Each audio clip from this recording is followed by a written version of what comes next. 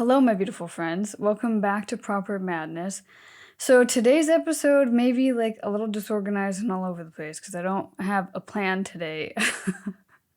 But I actually just recorded a video on my YouTube channel reacting to a mental health short film. I think I might start doing more reaction videos like that going forward. I used to study film and creative writing in college. I don't know why I'm saying used to. That was what my degree was in. But obviously, I haven't been in the film industry or the film world for a long time. But I gave my take on someone doing something so beautiful and depicting mental health and mental illness in a way that sheds light to an existing problem. But oh my gosh, it has some very deep, profound thoughts. So go check that out. It's on my channel. But before we jump into the podcast today, please make sure you follow and subscribe to this platform or wherever you may be listening to it or watching it. It means a lot to me. And yeah, then you're notified of when I upload podcasts, so that would be awesome. I think the stigma of depression, and especially high functioning depression, I think it depends on the culture, and it depends on the social stigma around it, and where you grew up, and how you grew up, and how your parents viewed it, and so on and so forth. Our view of our mental health is somewhat generational, and in turn that affects how we view other people's mental health. I myself still kind of deal with this stigma on and off. I honestly thought that this stigma had been tackled, but it bewilders me and makes me so angry and sad for not only myself but other people who, when they communicate that they have depression, a lot of people will kind of make comments like, oh, well, what do you have to be depressed about? And so anytime I would mention my mental health in a cultural setting, it was kind of glossed over, what do you have to be depressed about? You have a roof over your head, you have a family, you have food, you have a great job, and they start pinpointing all the things that are great about you, and they kind of negate what's actually going on, and they refuse to understand that depression is real. I see it more in my culture just because that's my experience and that's how I live with it. But in the Indian culture, mental health and depression really is not talked about. And unfortunately, that's still the case, not just in my culture, but other ones as well. I think in America, it's becoming a little bit more highlighted and understood. And in the UK, for the most part, I believe it is as well. They have a pretty good understanding and grasp of mental health, just from the friends and family that I have over there that have talked about it. But I think the one glaring issue is that people still don't think that depression is something that you should worry about. It's something that people say, okay, well, if you're depressed, go see a psychiatrist. They'll put you on some medication and you'll be fine.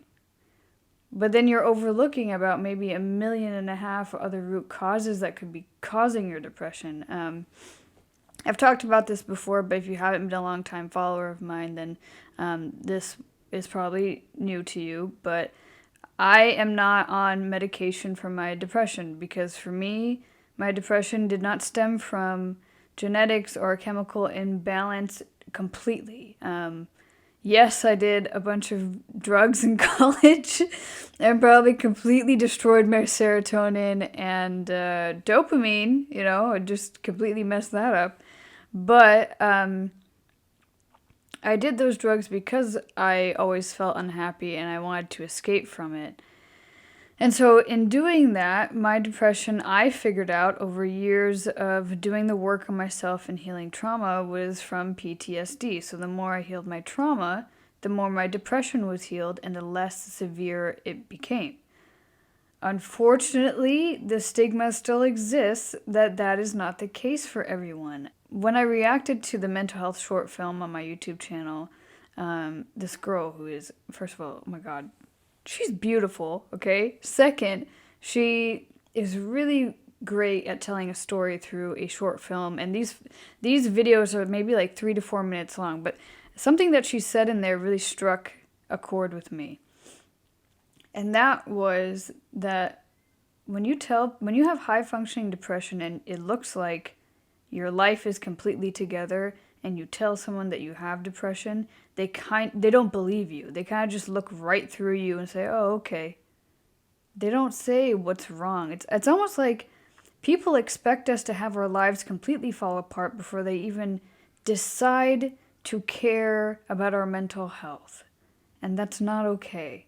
You know, you can see the most happy, successful person ever, and they could really be suffering with their mental health and having suicidal idealizations and thoughts and maybe self harm. People just make assumptions about someone else based on how their life appears to be. And we see that on social media, we see that with celebrities, we see that everywhere. So why is it that people still, when we say we have depression and we're struggling, they just don't care? I personally just don't get it.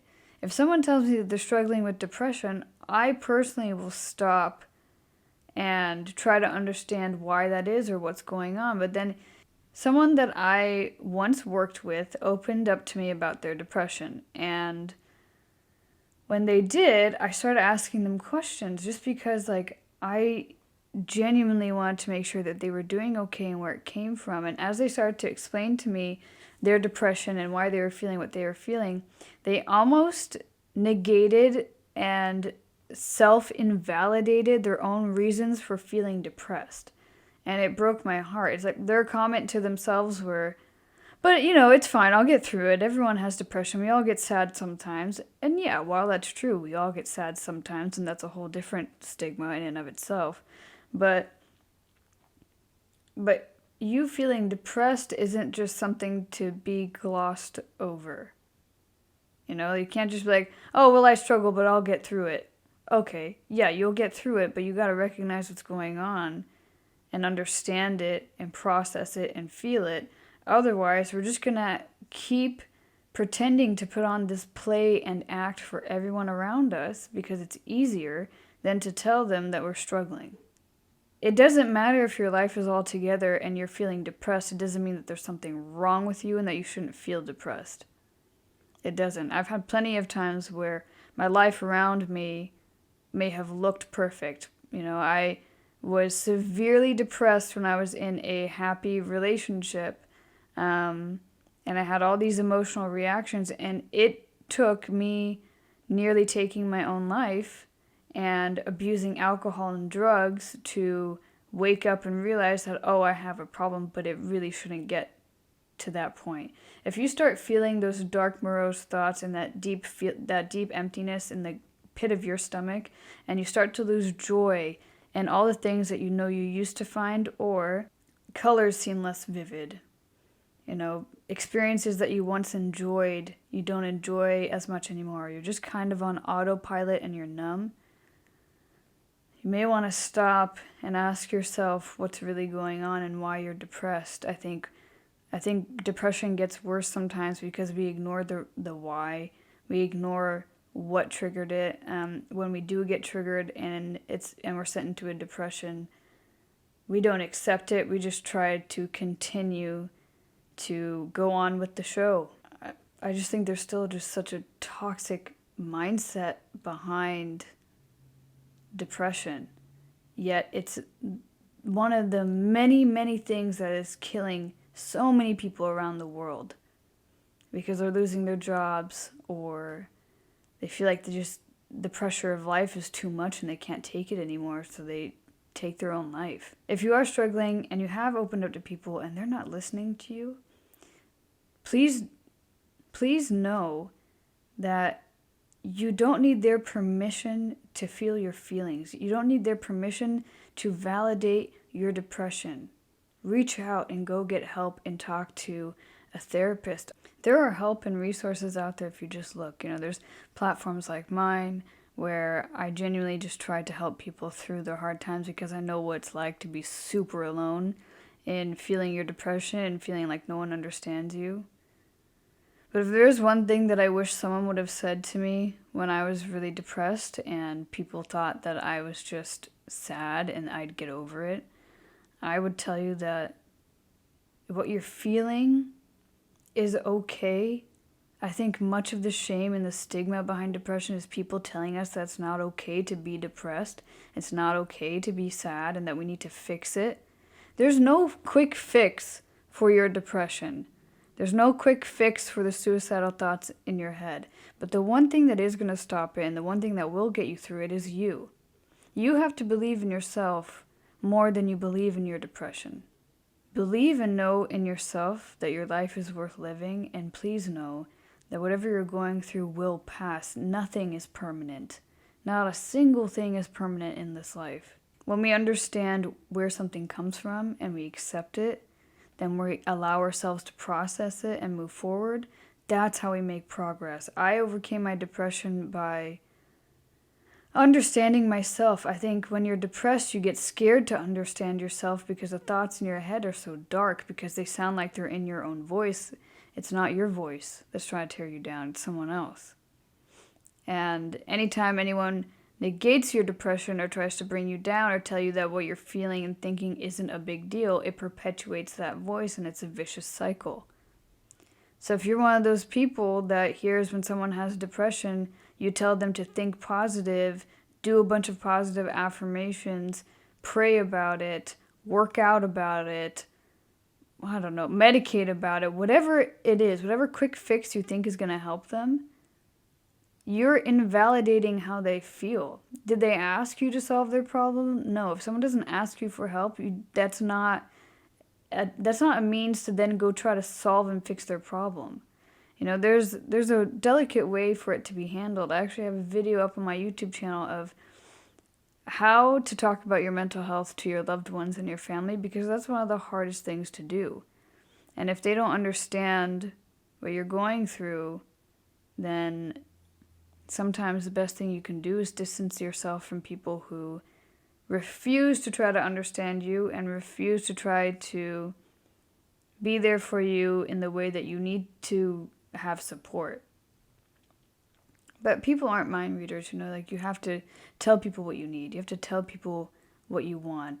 Kind of a very all over the place episode. I really didn't have much structure behind this, but it was something that I think has really been bugging me, because I still see so many awful reactions to people having depression, not only from other people, but from themselves. You gotta lead with some compassion. You really do. But other than that, I hope you guys enjoyed this episode. Please be sure to follow and subscribe wherever you're listening and watching it. And I hope this made sense. Another short podcast episode, but hopefully it's helpful.